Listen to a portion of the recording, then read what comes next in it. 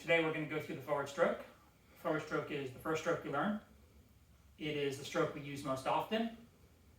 It's arguably the hardest to perfect, and most of us will be working on it the entire time we're paddling. So we're going to go through and start with a quick demonstration, show you what the forward stroke looks like from the front, show you what it looks like from the side. We'll go through and break down each component of the stroke. We're going to go through and look at your proper form while you're moving through the stroke. And I'm going to leave you with a couple of exercises that you can do to help work on this while you're at home or sitting on the water as you're paddling. So, forward stroke demonstration.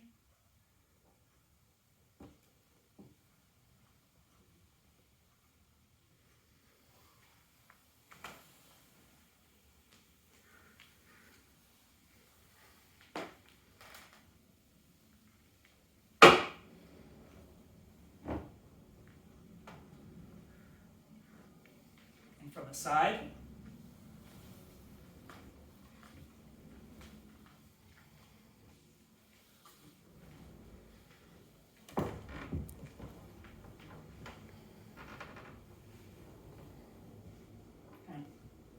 So you notice a couple of things when I'm moving. One is my body position, how I'm sitting in the kayak. One is going to be my hand position. One is going to be how my body is actually moving while I'm in the kayak, and that includes my legs. And you should notice then three other pieces about the stroke itself, which is going to be where the paddle blade enters the water, its movement through the water, and how the blade comes back out at the end of the stroke. So first thing we want to maintain at all times, we want to maintain this paddler's box. Paddler's box is a square that we create. Arms are shoulder width or slightly shoulder width apart.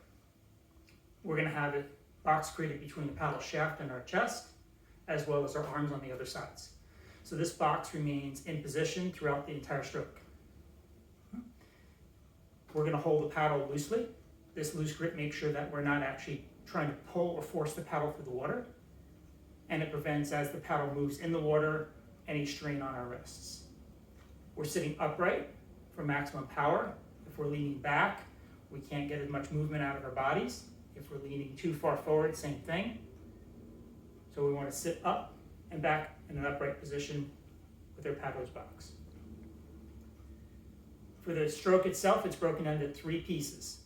And you can remember this through CPR. The first piece is going to be your catch. We're going to lean forward, maintaining our paddler's box. Blade gets buried in the water. So we're going to place the blade in the water at our toes. The power face is actually facing straight back. We're going to make sure the blade is all the way in the water. We're going to rotate our body then, maintaining this box, pushing off with the same side foot, which is our power stroke. And then we're going to release the blade from the water at our hips. Blade goes in at our toes, and the reason for putting it in on our toes is you can see my body's already starting to twist. So everything is moved through the water on the kayak through rotational energy. And our goal is, in order to get that rotational energy, think about a spring. We actually wind up the spring first for it to actually do its work. So by planting the blade all the way forward at our toes, I've actually started to wind up my body.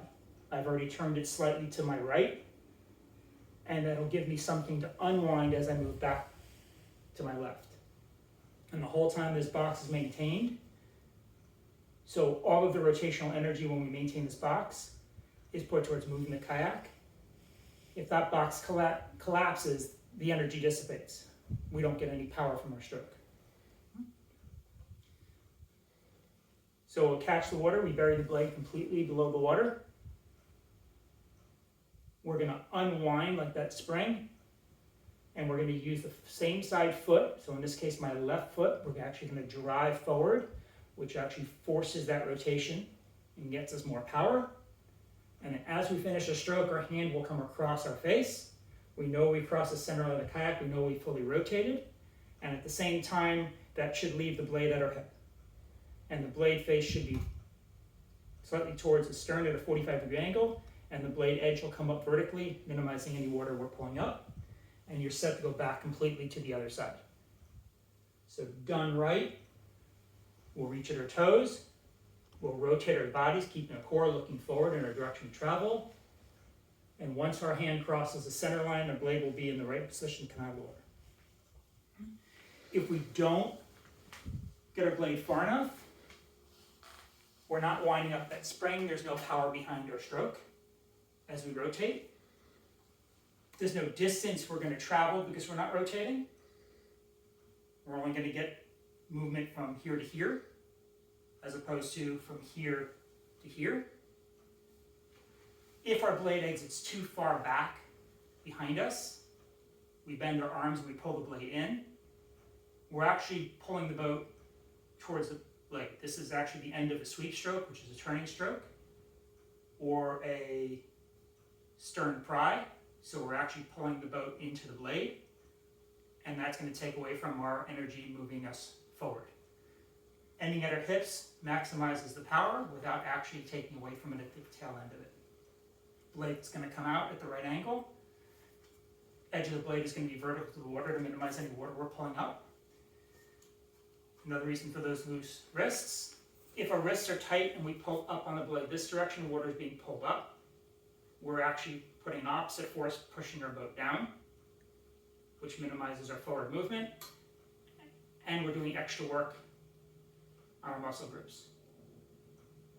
The smooth forward stroke is going to be in at our toes, paddler's box, looking forward, driving with our leg for the power, and lifting out.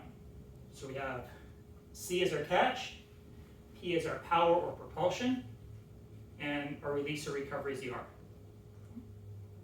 So good exercise you can do at home to make sure you get work on the rotation. It's important that you be able to get every one of these strokes or components down properly. But as long as we have the core piece, that rotational piece, everything else can be refined. If we're not rotating on the water, it doesn't matter where the blade enters or exits. Without the rotation, we don't actually have a full stroke. So we need to get out of the habit of our arms. We need to force the habit of rotation.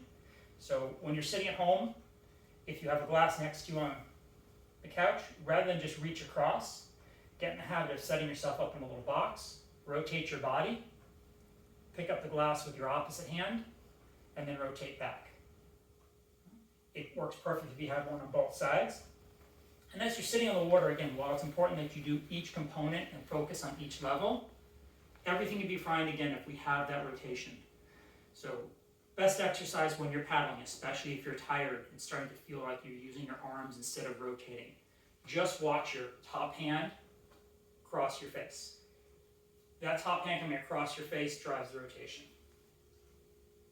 And once you get this piece done, your placement of your hand across your boat, where the paddle goes in, will be much easier. And again, the whole idea on that catch, power, and release is that if I rotate properly through, my hand crosses, the release is where it should be on its own. We're not doing anything different. So forward stroke, proper form, paddler's box, sitting upright, facing forward. Catch, power, release.